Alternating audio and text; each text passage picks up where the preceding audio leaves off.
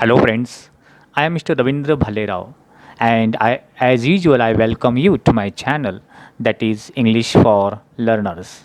Friends, today we are going to learn some of the activities of warming up activities, margin questions and English workshop of the poem A Teenager's Prayer written by J. Morse.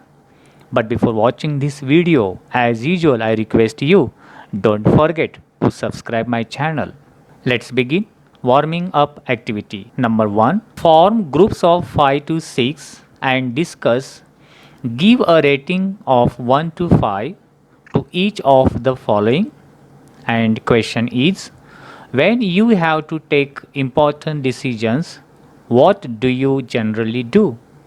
म्हणजे या ॲक्टिव्हिटीमध्ये विद्यार्थ्यांनी काय करायचं आहे, teachers तुम्हाला सांगतील 5 ते 6 असे ग्रुप वर्गामध्ये बनवायचे आहेत आणि इथे जो प्रश्न दिलेला आहे तो म्हणजे when you have to take important decisions what do you generally do. जेव्हा तुम्हाला एक महत्त्वाचा निर्णय घ्यायचा असेल एक विद्यार्थी म्हणून, तेव्हा तो निर्णय घेण्यासाठी तुम्ही काय कराल, कोणाचा सल्ला घ्याल.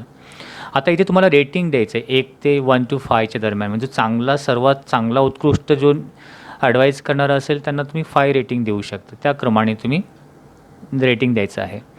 इथे मी पॉईंट दिले त्याच्यानुसार हे तुम्ही तुमच्या पद्धतीने रेटिंग देऊ शकता. इथे जस्ट एक ॲन्सर म्हणून दिलेला आहे.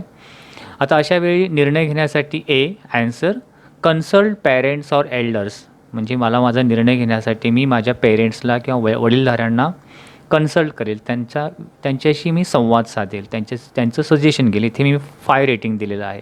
या प्रकारे बघा. B. Contact friends for advice. I have given here 3 rating, 3 star. C. Pray to God for guidance, 2 stars. D. Think deeply in silence, given 3 stars. E. Ask your teacher for help. I have given here 4 stars. And last one, F. Toss a coin to decide, just given 1 star. Activity number 2. In poetry, very often there are lines in which the poet seems to talk directly to an absent person, an abstract idea or thing or object. म्हणजे काही वेळा कवितेमध्ये असं दिसून येतं की कवी directly उद्देशून बोलत असतो कोणाशी, अब्सेंट पर्सन, एखादी अनुपस्थित व्यक्तीबद्दल, किंवा कोणाला डायरेक्टली उद्देशून बोलेल. अँड ॲब्स्ट्रॅक्ट आयडिया म्हणजे अमूर्त कल्पना, जसं आपण इमॅजिनेशन फक्त करतो, ड्रीमिंग करतो, स्वप्न पाहतो, अशा कल्पनांना. और ॲब्स्ट्रॅक्ट थिंग और ऑब्जेक्ट किंवा एखादी अमूर्त अशी वस्तू असेल किंवा एखाद्या गोष्टीबद्दल. सच अ टॅक्टिक और device use by the poet is figure of speech apostrophe. आणि अशी जी वाक्य असतात जी अमूर्त कल्पनांना उद्देशून बोलणारी, तेव्हा इथे फिगर ऑफ स्पीच तयार होत असतो, तो म्हणजे ॲपॉस्ट्रॉफी. इथे काही एक्झाम्पल दिलेलं आहे. Twinkle twinkle little star. आता इथे बघा, या वाक्यामध्ये कवी डायरेक्टली स्टार्सना उद्देशून बोलतो, तुम्ही ट्विंकलिंग करीत आहात. ओके. तशा प्रकारे आणखीन एक्झाम्पल दिलं आहे. डेथ वेअर इज दाय स्टिंग. मृत्यूशी तो बोलतो आहे. सो अमूर्त कल्पना आहे, ॲब्स्ट्रॅक्ट आयडिया आहे. One more example is given here. Oh caveman, I wish I could live with you. Caveman, एक गुफेचा माणूस, त्याला उद्देशून कवी बोलतो की माझी इच्छा आहे, मला तुझ्याबरोबर राहायचं आहे. तर आता इथे ॲक्टिव्हिटीज काय दिलेल्या आहे विद्यार्थ्यांसाठी. Now complete the following creating examples of apostrophe of your own. इथे काही सुरुवात करून दिलेली आहे आणि ते तुम्ही पूर्ण करायचं आहे ते वाक्य. ॲब्स्ट्रॅक्ट ॲक्टिव्हिटीज ॲपॉस्ट्रॉफीसाठी. डायरेक्ट ॲन्सर दिला आहे बघा.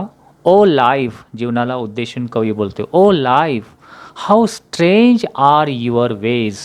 अरे जीवनात तुझे पद्धती, तुझे किती वेज किती विचित्र आहेत. जीवन जगण्याच्या पद्धती किती वेगवेगळ्या आहेत. म्हणजे जीवनाला उद्देशून बोलला आहे. So in this line there is a figure of speech apostrophe. अशा प्रकारचे बघा इतर एक्झाम्पल्स वाक्य पूर्ण केलेले आहेत. Dear God, please keep me calm in my difficult days. Okay. ते third, books you are my dear companions. इथे बुक्सला उद्देशून म्हटलेलं आहे, पुस्तकांना, की तुम्ही माझे अतिशय प्रिय सोबती आहात. अशा प्रकारे. Fourth one, exams I wish You were never there, never. Fifth one, oh, you beautiful sky, send all your beauty to the earth. So all these examples are figure of examples of apostrophe, figure of speech. Now let's see margin questions.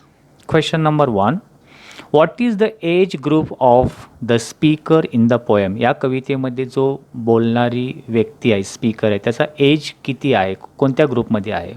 Answer, the age group of the speaker in the poem is 13 to 19, ज्याला आपण teenager म्हटलेलं आहे. Okay. Next question, what decisions does the speaker have to take? इथे जे teenager बोलणारी व्यक्ती आहे, person आहे, त्याला कोणतं डिसिजन घ्यावं लागणार आहे? Answer, decisions the teenager has to take: 1, choosing the right path of life lying before him, and 2, deciding if to choose the road that leads to success or to great distress. Next question is, what does each new day fetch? प्रश्नाचा अर्थ आहे की प्रत्येक दिवस काय घेऊन येतो? Fetch म्हणजे आणणे, bring. Answer, each day fetches new beginning, नवीन सुरुवात घेऊन येतो. Next question, how should one react to temptation? Temptation म्हणजे मोह, एखादी वाईट गोष्ट करण्यासाठी निर्माण होणारी कल्पना किंवा मोह. त्या टेम्पटेशनवरती कसं रिॲक्ट करायला पाहिजे? Answer, the person should strictly say no to any temptation that comes in his way. Next question, what effect does the speaker wish to see in himself at the end of his teens? अर्थात जेव्हा त्याचं teenage end होईल, म्हणजे teenage वय complete होऊन जेव्हा तो young स्टेजमध्ये पदार्पण करेल, तेव्हा what effect does the speaker wish, त्याच्यावरती कोणता इफेक्ट झालेला असेल अशी कवीची इच्छा आहे. कोणता इफेक्ट व्हायला पाहिजे? Answer is given here, the poet wishes the company of the God. कवीची इच्छा आहे की मला परमेश्वराची सोबत मिळायला हवी, because by the time his teenage years are over he will know that the life he lived under the guidance and the help of the Almighty that is God was the best. Next question, in what condition does the poet wish to maintain his body? म्हणजे कवीला त्या टीनेजरला कोणत्या अवस्थेमध्ये, परिस्थितीमध्ये स्वतःची body, स्वतःचं शरीर maintain करायचं आहे, टिकवून ठेवायचं आहे? Answer, the poet wishes to maintain his body and keep it clean fit each day. प्रत्येक दिवशी त्याला आपली शरीर क्लीन अँड फिट ठेवायचं आहे, इच्छा आहे. When temptation attracts him to do anything bad or wrong, म्हणजे टेम्पटेशन जरी येईल एखाद्या वेळेस, तर अशा अवस्थेमध्ये सुद्धा त्याला he has to keep himself clean and fit. Next question is, whose company does the poet wish for in the walk of life? जीवनाच्या रस्त्यावरती चालत असताना कोणाची सोबत असायला हवी असं कवीला वाटते? Answer, the poet wishes the company of God in the walk of life. Now let's C English workshop activities. Number 1, choose the correct alternative and complete the given sentences. इथे वाक्य दिलेले आहेत आणि ते सेंटेन्स कंप्लीट करण्यासाठी option किंवा alternatives पर्याय दिलेला आहे. योग्य पर्यायाची निवड करून you have to complete that sentence. Now let's see. A, according to the poet, कवीच्या अनुसार dash dash are brought by each new day. And options are new beginnings and next one new endings. So answer is new beginnings. B, we must decide to take the road which leads to. आपण असा मार्ग निवडायला पाहिजे जो आपल्याला घेऊन जाईल dash dash, कोणत्या दिशेने? ग्रेट डिस्ट्रेस, अतिशय दुःखाकडे, या ग्रेट सक्सेस, यशाकडे. So answer is great success. C, the poet prays to the Lord to help him stand for what is. कवी परमेश्वराला प्रार्थना करतोय की तू माझ्याबरोबर राहा, मला मदत कर. कशासाठी? That is might or right. Answer is right म्हणजे योग्य अचूक मार्ग दाखवण्यासाठी. D. The poet wants to see that his teenage years have been the dash dash years of his life. कवीची अशी इच्छा आहे की त्याची जो टीनेज वयोगट आहे, किशोर वय, तो कसा असायला पाहिजे ते वयोगट. त्याच्यासाठी त्याच्या जीवनामध्ये वर्स म्हणजे अतिशय वाईट आणि बेस्ट म्हणजे सर्वोत्कृष्ट. तर answer is best. Activities number 2. Find and write the pairs of rhyming words from the poem. या कवितेमधून रायमिंग वर्ड्स लिहा. तर इथे 4 pairs of rhyming words are given. 1. Make, take, success, distress, see, me, way, day. Next activity 3. What is the rhyme scheme of the poem? Choose the correct one from the following options.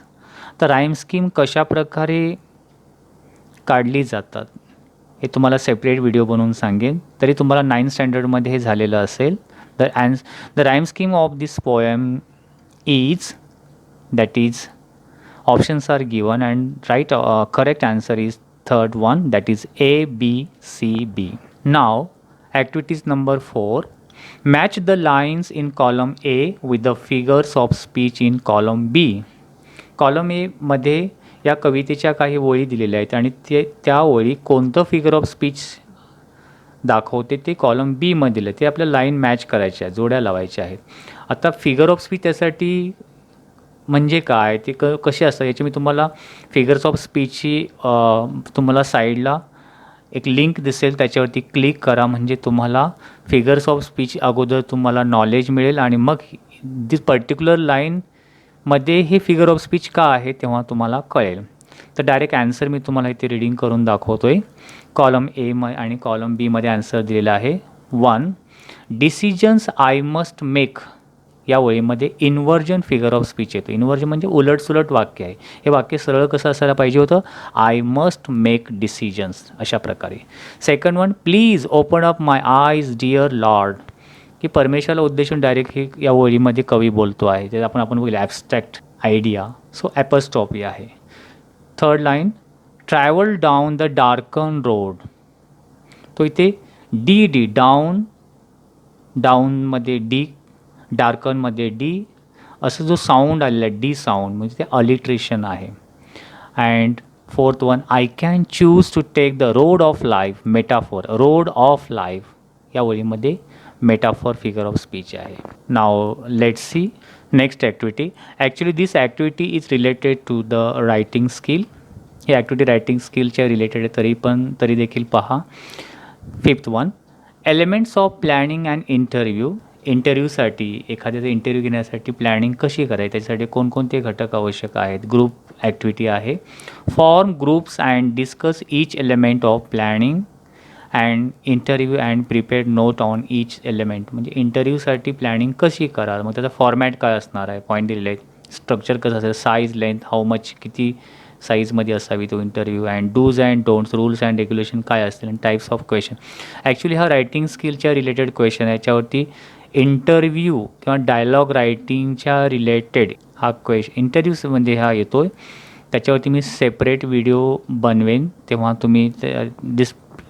तुम्हाला डिटेलमध्ये clear होईल. पण इथे just answer दिलेला आहे. Format कसं असायला पाहिजे, त्याचे काय पॉईंट दिले आहे, साईज कशी असायला पाहिजे, हे जस्ट तुम्ही रीड करा. जे ॲन्सर इथे दिलेलं आहे ते तुम्ही स्क्रीनवरती पाहून, ठीक आहे. Next activity is 7th one, that is read the poem, write and appreciation of the poem in about 12 to 15 sentences with the help of the following point. Actually हे एक जुनी पद्धत आहे, पण नवीन पद्धतीमध्ये तुम्हाला 5 एक कविता दिली जाते, पोएम दिली जाते आणि त्याच्यावरती ॲप्रिसिएशन लिहायला सांगितलं जातं, ठीक आहे. आता इथे हे कंपल्सरी 5 मार्क्ससाठी आहे. तर या पोएमचे ॲप्रिसिएशन मी इथे दिलेलं आहे. पॉईंट तुम्हाला हे 5 असणार आहेत. 1. The title, so you have to write the answer like this. The title of the poem is a teenager's prayer. Second one, poet. The poet of the poem is J. Morse. Third one, figure of speech used in this poem, and these are apostrophe, inversion and metaphor. Rhyme scheme A, B, C, B, and fifth point is 2 मार्क्ससाठी असतो. Central idea or theme you have to write here. The theme of the poem is a teenager's dilemma about making the right decision. Dilemma म्हणजे मनामध्ये निर्माण झालेलं confusion, संभ्रम अवस्था, की teenager age ग्रुपमध्ये की राईट डिसिजन, योग्य निर्णय घेण्यासाठी जो संभ्रम अवस्था किंवा कन्फ्युजन मनामध्ये तयार होत आहे त्याच्याबद्दल ही कविता आहे. The responsibility of the choice falls fully on him, का त्याच्यावरती पूर्णपणे जबाबदारी टाकलेली दिसून येते. A wrong decision may ruin the whole life. जर त्याने रॉंग डिसिजन घेतलं तर त्याचं पूर्ण जीवन, रियून म्हणजे नष्ट, डिस्ट्रॉय होऊ शकतो. हेन्स म्हणून the teenager in the poem prays to God for his help and guidance. म्हणून ह्या कवितेमध्ये असं दाखवलेलं आहे की तो टीनेजर हे राईट डिसिजन घेण्यासाठी गॉडची, परमेश्वराची मदत त्याला हवी आहे, गायडन्स हवा आहे, म्हणून तो त्याला प्रार्थना करतो आहे. So this is the theme of this poem. Next activity is that look around in your vicinity. तुमच्या आजूबाजूला परिसरामध्ये किंवा शेजारी पहा. Your family, friends, neighbours, classmates etcetera तुम्हाला हे दिसतील सर्व. And write about any 4 teenagers who have made a name for themselves by doing something extraordinary. आता हे जे नेबर्स असतील, फ्रेंड्स असतील, असं त्याने कोणत्या क्षेत्रामध्ये काहीतरी एक्स्ट्रॉर्डनरी करून दाखवलं त्यांच्या टीनेज एजमध्ये, किशोर वयामध्ये, तर ते तुम्ही लिहायचं आहे. Actually personal opinion you can write it, but just answer is given here. Now you can see, मी पहिलं वाचून दाखवतो 1-2. टीनेजर ग्रुप फॅमिली, नेम त्याच्यामध्ये घेतलेला आहे नेम विशाल. आता what he has done a special activities or extraordinary task is given here. Vishal, a healthy young boy, body building was his passion, train, hard work, took part in various competitions, became Mumbai Shri at the age of 20, opened his own gym, trained many bodybuilders, they won many titles, became rich and famous. म्हणजे या विशालने त्याच्या family member जो त्याने हे extraordinary करून दाखवलेलं आहे वयाच्या 20 वर्षामध्येच. So this is the extra activity. So अशा प्रकारे फ्रेंड्समधून मीराबद्दल दिलेलं आहे, नेबर्स. सो त्यांनी काय काय एक्स्ट्रॉर्डनरी करून दाखवलेलं आहे. All this description is given here. जे वर्णन दिलेलं आहे, you have to read it carefully. इथे मी तुम्हाला रीडिंग करून दाखवतो, तुम्ही स्वतः रीड करा. त्याचा you try to understand the meaning of this description. अर्थ तुम्ही समजावून घ्या आणि ठीक आहे. आणि हे सर्व questions you have to write in your notebook. आणि हे क्वेश्चन आन्सर तुम्ही तुमच्या नोटबुकमध्ये लिहा. So friends, I hope you might have liked this video. If you like it, please share it. If you have any suggestions for me, please write in comment box. Wish you good day. Take care. Thank you very much.